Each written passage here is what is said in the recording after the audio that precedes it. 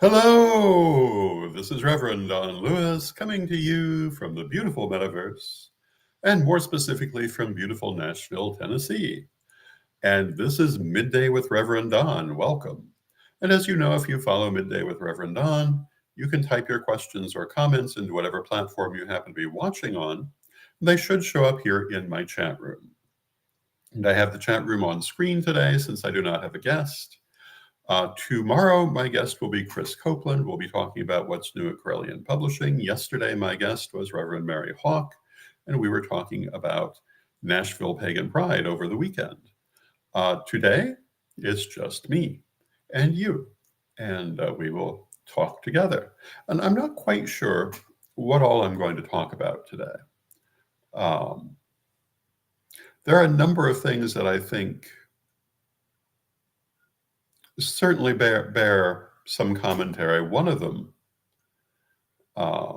is that even while people are still struggling after Hurricane Helene, the next one is gearing up to hit in Florida, Milton. And this is, I believe, 3 in a row, roughly 2 weeks apart or less. So it's quite a difficult season. A lot of people in great need because of these natural disasters. We were talking about that on Friday. I will certainly continue to talk about it. And if you watch, particularly Byron Ballard's Facebook page, also mine and Jeffrey Fager, a variety of different sources, you will see updates and ways that you can help. I'm trying to get out more information when I see it. There are a number of organizations that are helping in a variety of ways. There are many people who are helping in a variety of ways. And if you're in a position to do so, even just a little bit will be helpful. If you can give $1 to one of the relief organizations, that dollar could be very beneficial. $1 isn't a lot by itself, but if several people each donate $1, it starts to add up. And hello to Janet in the chat room. It's good to see you, Janet. I have seen people disseminating the idea that relief organizations are not really doing their job in this situation, mostly for political reasons. And everything that I'm hearing from people who are on the ground in the area says this is not true, that organizations such as FEMA and many private organizations are working very hard to help people. And, if you're amplifying a political message, make sure that you've actually looked into it before you do it, or you're part of the problem. I see people amplifying this message mostly who are nowhere near the area. And I think that's not a good thing at all. And I think that if you're going to amplify anything, amplify the efforts to bring relief to the area, to help the people in the area. There are lots of things being done, lots of people working very hard. And, you can amplify those positive things that are actually making a difference rather than political nonsense. I remember when we first started talking about Odin's Eye, there was a question, is this going to affect the weather? And, the answer to that is that physically speaking, the Odin's Eye is not large enough to have any meaningful effect in any physical sort of way.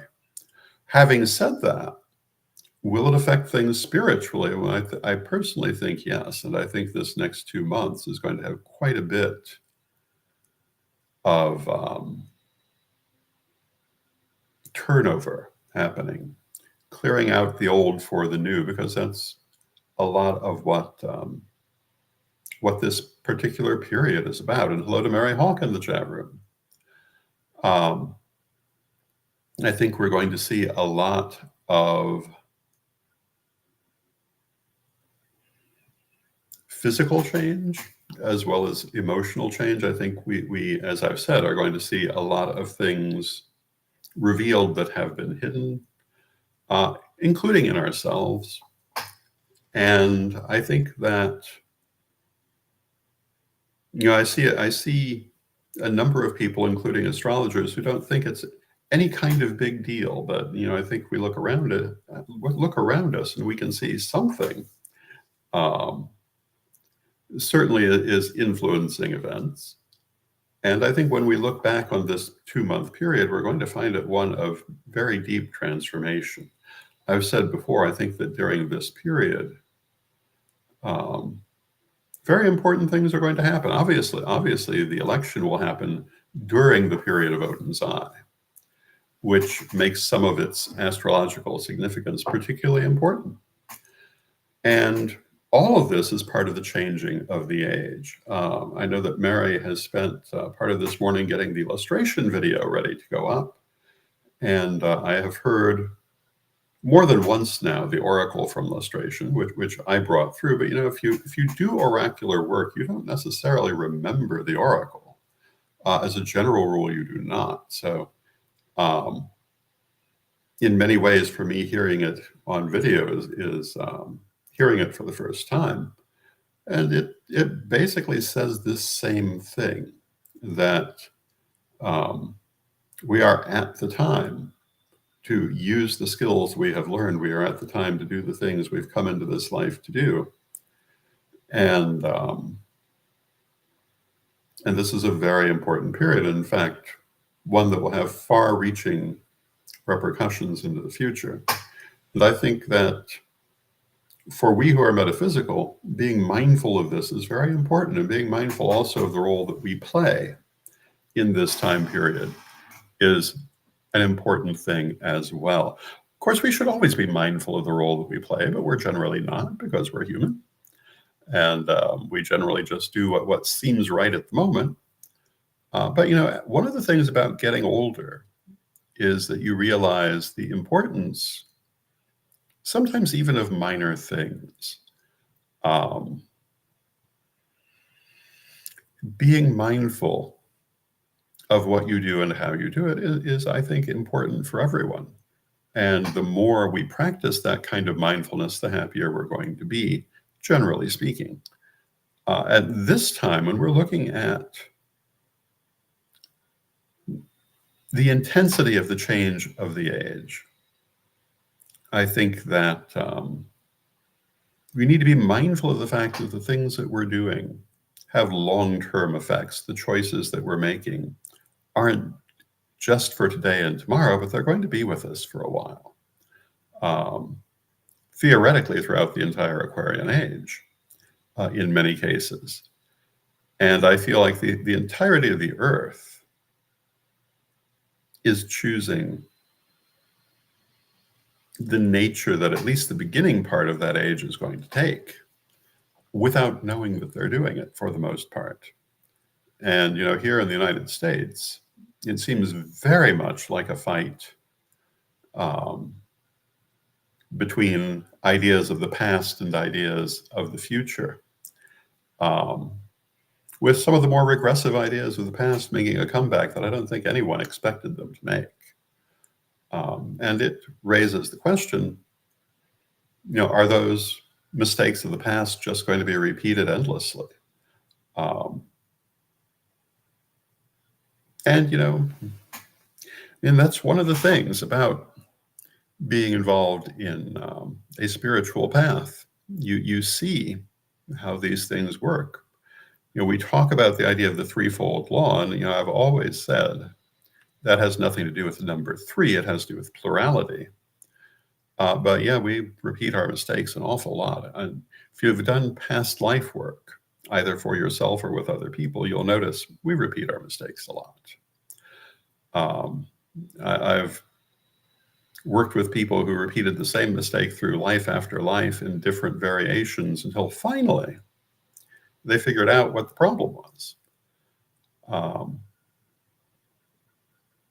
you would think that we would look at the effects and say, you know, this is not the outcome that we want. We want to do something more practical, more positive, but um, it's not quite how karma works sometimes. We're, in, we're pulled back to those things that we're attached to until we disattach from them. And this is an important thing to understand on a spiritual journey. A lot of people teach karma as um, kind of a cause and effect sort of thing, even calling it that. That isn't really how karma works. If it did, we'd see a different world. Instead, we hold on to it long past just having to go through it from the opposite side, long past, um, until we are able to release it. And sometimes that takes a very long time. One of the things I think we might want to start thinking about, and we've done a little bit about it, but we might want to consider as part of our work in the turning of the age, doing some karmic releasing for the human species as a whole. You can't really do that sort of thing for anyone but yourself, unless they're willing and part of it. But there are things you can do spiritually. And I think maybe we should start looking at some mass rituals to help with that. Because it certainly seems like a lot of people are not letting go of their karma. They're clinging tightly to it, which is what we do. You would think that anyone who lived through the 20th century or knew anyone who lived through the 20th century or studied it at all would not want to repeat the mistakes that were made. And yet there are people very actively repeating them. I mean, one of the things that pagan pride was worried about was the possibility of a busload of Nazis showing up. The fact that we're discussing such a thing in 2024 shows you how tightly people hold on to their karma, because who, looking at the Nazis, could possibly think that it was a good idea that had a good outcome? In the end, they destroyed everything they touched. If you imitate someone who destroyed everything they touched, you're going to destroy everything you touch. The Nazis, at best, had a very brief time of prosperity for themselves at the cost of many other people. But even that didn't last very long. They were an utterly unsuccessful movement. But I guess it flattered some people's ego. And of course, karmic attachment. Karma draws us back to things that logic would free us from until we are able to look at it in different ways. And when you're on a spiritual path, doing that kind of karmic disentangling really should be one of your primary goals.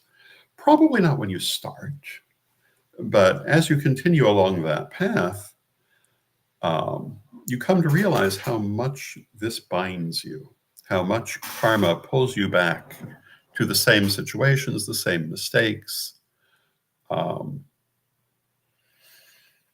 yes, it can be hard to disentangle yourself from karma, but it's well worth the doing. And I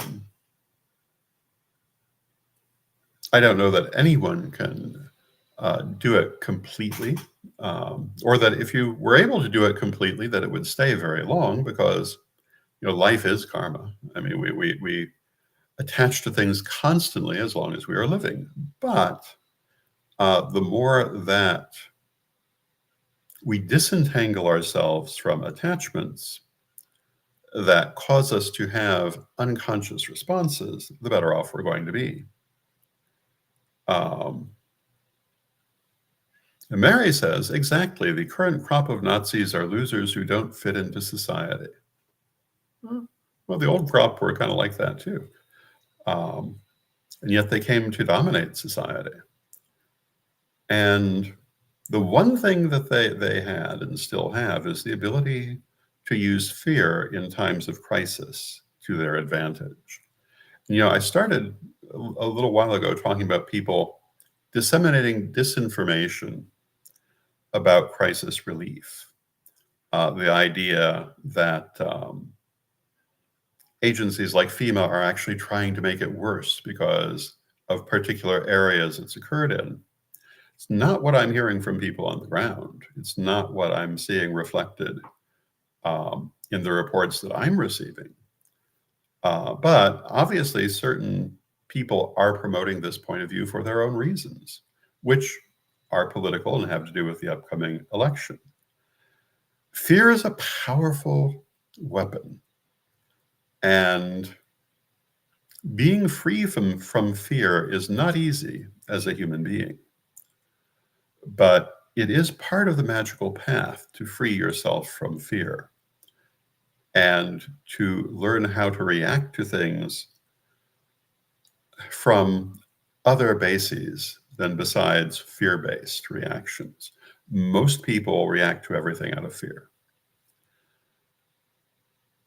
My message, I think, to everyone at this time is to work to free yourself from fear, not from realism, not from actually looking at the dangers of situations, but from reacting out of fear to them and react in practical ways. And think about what you're doing. The people that I've seen disseminating misinformation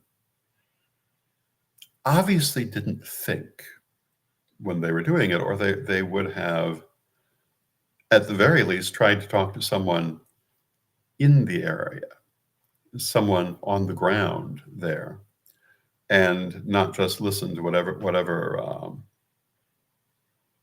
illegitimate news source they're listening to. And it's unfortunate that people do this.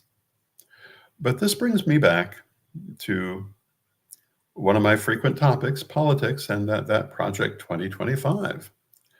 And Christian nationalism, Christian dominionism, has become a very powerful movement. It's the same movement as the Nazi movement.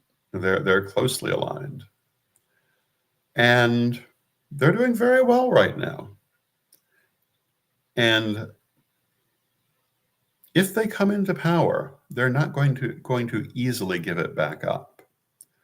And if you read the things that they have said quite openly in Project 2025 as to their goals, it's not going to be good if they come into power.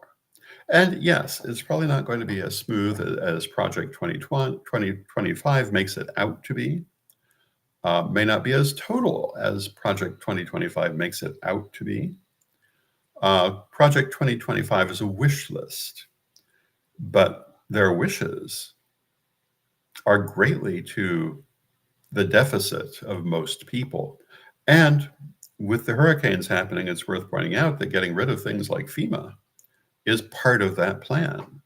The idea that it's not the government's business to help people in moments of natural disaster. It is a very grim potential future.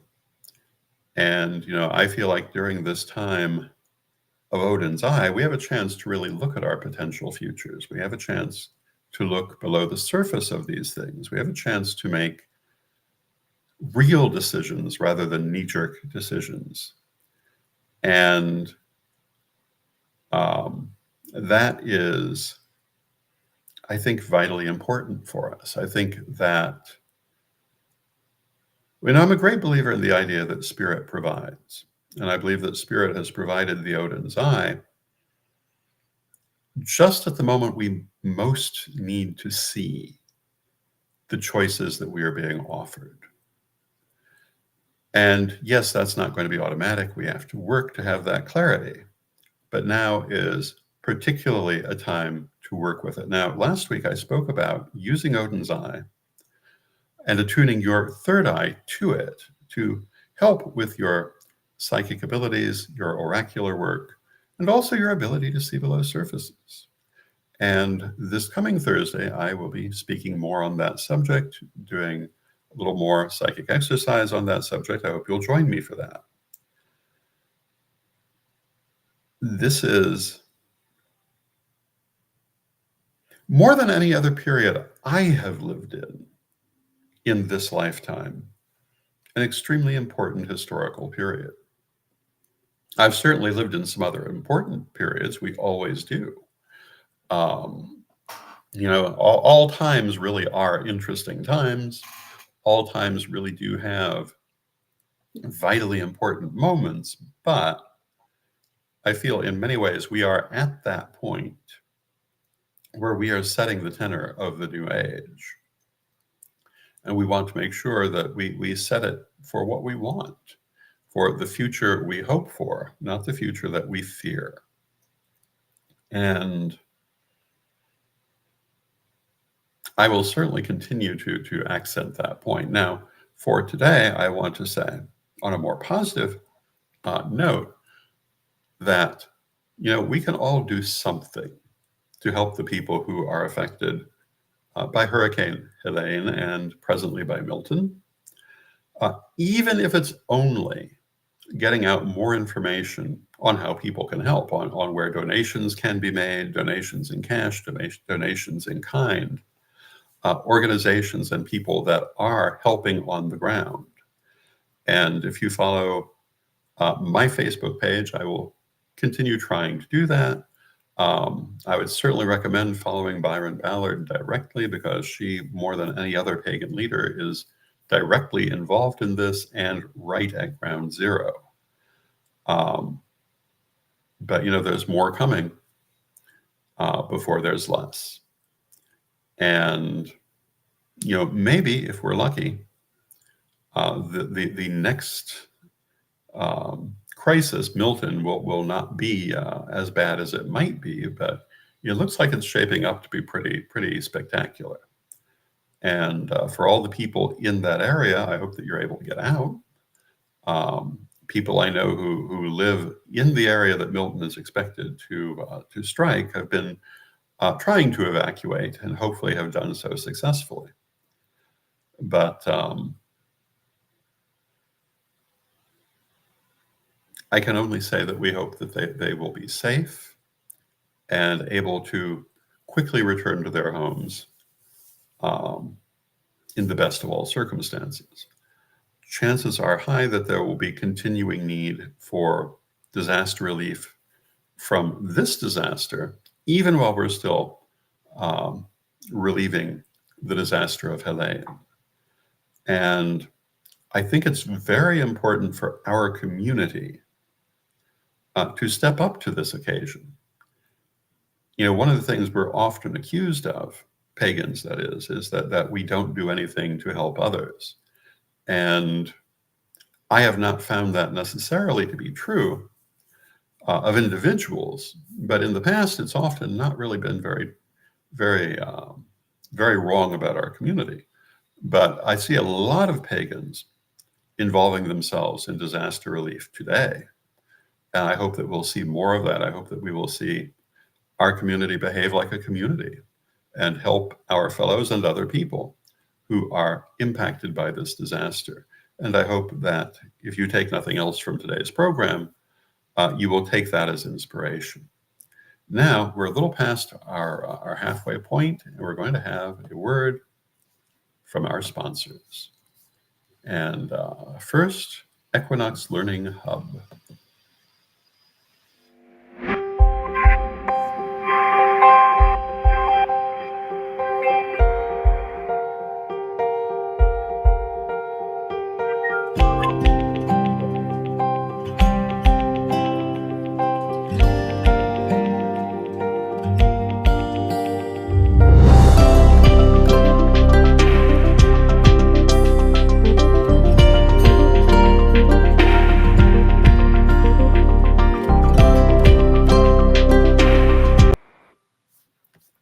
And thank you to Equinox Learning Hub.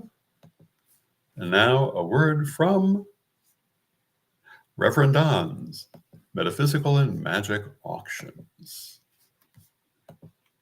Ready to unlock the secrets of the universe? Join me, Reverend Don Lewis, for my metaphysical and magic auctions at Gaia Thrift at whatnot.com.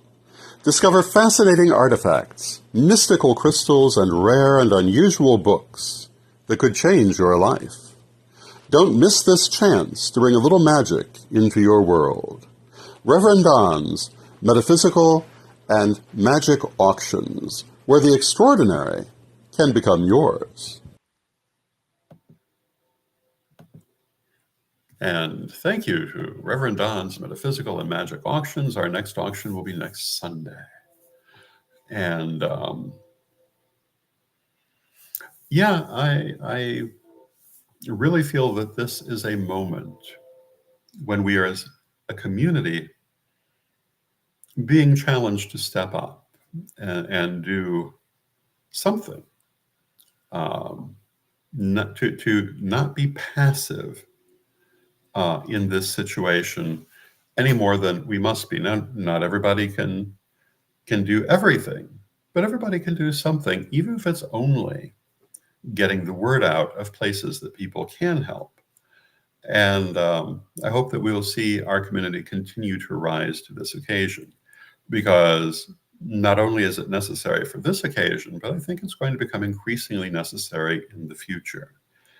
And Mary remarks on the subject of Christian dominionists / Christian nationalists / Nazis, but they're the sort of people who think they have the right to yell at people entering a pagan pride event. They feel like they have the right to harass anyone who is not them. And imagine how much worse that will be if they come farther into power than they already are. We need not to just stand by and let things happen. We need to affect them. We need to affect them through our actions. We need to affect them energetically, magically. Otherwise, to some extent, why are we doing this? In the Corellian tradition, we have always made a big deal out of the turning of the age, and that a lot of our purpose for being here had to do with the nature of that turning and pointing it in the right direction. And this is that moment. It won't be the only time. It's going to be, I'm sure, throughout the rest of our lives, but it's a particularly important moment. And we need to rise to it and not just let things happen, but help to focus them in the directions that we hope to see them go. And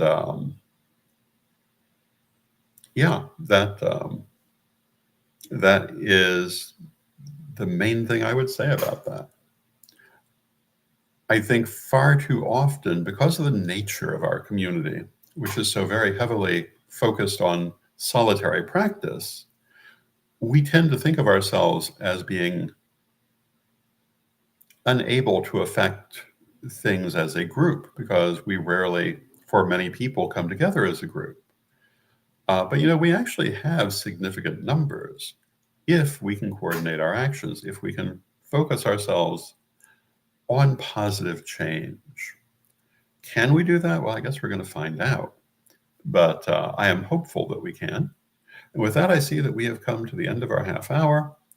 I want to thank you for joining me. Tomorrow, my guest will be Chris Copeland. We will probably not be talking about depressing politics, but then it also kind of depends what happens overnight and what happens with Milton, because we may be talking a little bit about that, even though our subject will be what's new at Corellian Publishing. Please join us tomorrow. Thank you for joining me today.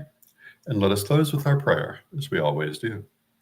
Divine Mother Goddess, Divine Father God, beloved ancestors, we thank you for all that you do for us in our lives and for giving us the insight to realize how to move forward in disentangling our karma, how not to be passive spectators of life, but active participants, how to use the higher powers of our soul in this, our physical life. Beloved Mother Goddess, beloved Father God, beloved ancestors, we thank you with great love. And knowing you are always with us from respect, we thank you for your presence. And may you be blessed now and always. May you be blessed now and always. And I will see you tomorrow. Oh, and hello to